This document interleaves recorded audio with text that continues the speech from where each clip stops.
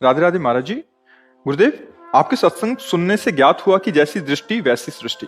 महाराज जी, मेरा प्रश्न यह है कि मैं अपने आप से बहुत परेशान हूँ, विकारों से भरी हुई हूँ। महाराज जी, मेरा हर किसी के प्रति दोष दर्शन हो जाता है और फिर द्वेष आप ही नहीं परेशान, पूरा विश्व परेशान है। अपने से ही परेशान है। मन ही राम परेशान किए, सबको नहीं परेशान किए। मन है और आप ही विकार से थोड़ी, पूरा विश्व विकार में है। जो भगवान का आश्रय लेकर गुरु भगवान की आज्ञा से भजन करते हैं, और जितना भजन करते उतने निर्विकार होते हैं। गुरुमुख से नाम लेकर के गुरु आज्ञा से जो खूब नाम वाणी में लगे हैं, खूब वाणी जी का श्रवण गायन करते हैं और नाम जप करते हैं, वही उतने निर्विकार होते चले जा रहे हैं। सबके हृदय में विकार है। अच्छा, हमारे हृदय में विकार है तो हम सबको विकारी ही देखेंगे, पक्का समझो।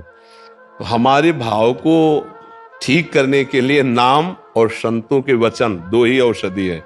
सत्संग सुने और नाम जप करें तो हम ठीक हो जाएंगे, पक्का ठीक हो जाएंगे। हम सब उसी से ठीक हुए हैं। और अगर सत्संग और नाम जप नहीं है तो इसके लिए कोई आयुर्वेद में औषधि नहीं है, ना एलोपैथिक में कोई इंजेक्शन है कि इंजेक्शन लगा दिया गया तुम्हारा भाव बदल गया, या दवा खवा दी गई तुम्हारी बुद्धि बदल गई। ऐसा नहीं। इन सब का प्रभाव स्थूल शरीर पे पड़ता है, मन पे कोई फर्क नहीं पड़ता। मन को शुद्ध करने के लिए औषधि है सिर्फ नाम। नाम जितना नाम जप करोगे उतना ही मन पवित्र होगा। जितना सत्संग सुनोगे उतने नाम में रुचि होगी। सत्संग, साधु संग और नाम जप, इस दो से ही परम कल्याण होता है, मन निर्विकार होता है। जी, क्या प्रश्न है?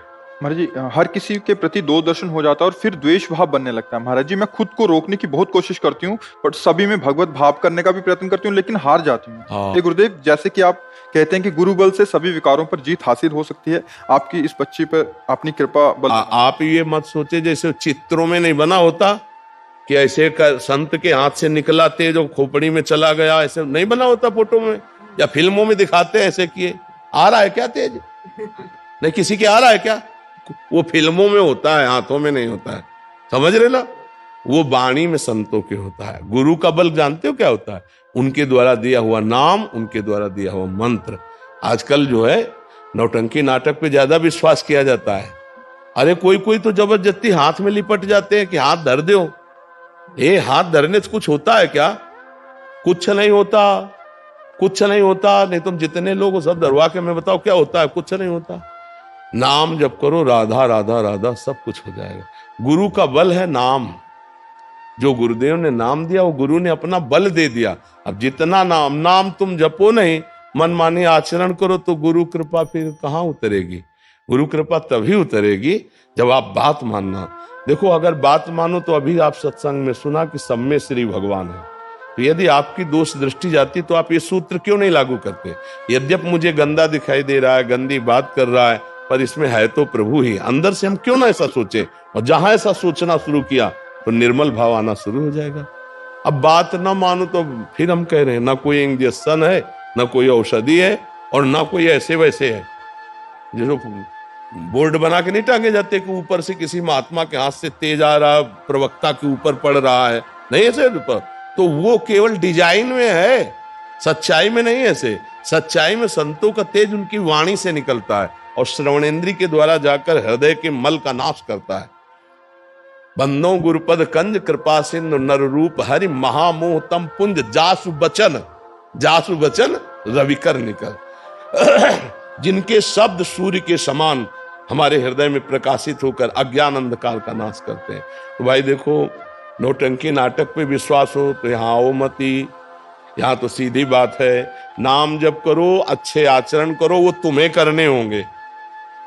यही गुरु कृपा है कि तुम्हारा नाम जप में मन लगे, तुम्हारे अच्छे आचरण का स्वभाव बन जाए। ये गुरु कृपा बल से होता है। अब हम कह दें कि हमारे में तो बल नहीं है, तो आप बताओ, बुरा सोचने का बल है ना, तो अच्छा सोचने का बल क्यों नहीं है?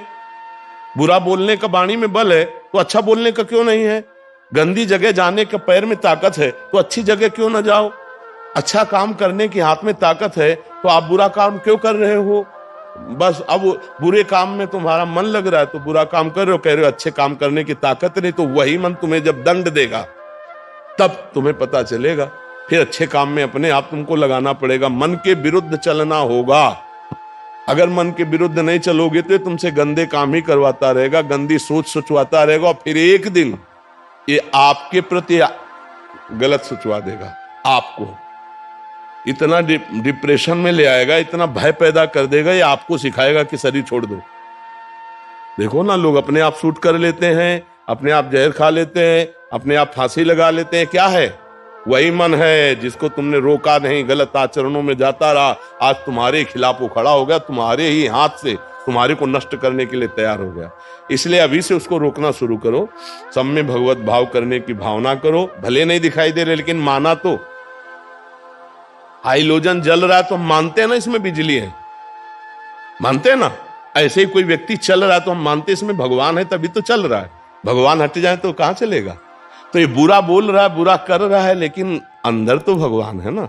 बस इतना स्वीकार करना शुरू कर दो तो आपका अध्यात्म जागृत हो जाएगा। हमारी बात मान लो, मानी संख्या से सवाल हल हो जाएगा। मानी संख्या सब में श्री भगवान है, ठीक हो जाओगे। ये बाहरी नाटक।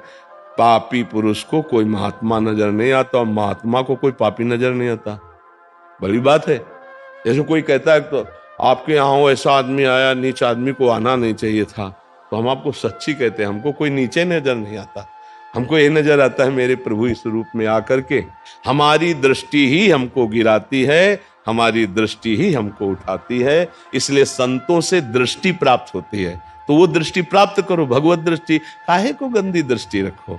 गंदी दृष्टि रखोगे तो मन गंदा होगा, मन गंदा होगा तो अशांत होगा, अशांत होगा तो सुख कहां? अशांतस्य कुतः सुखम।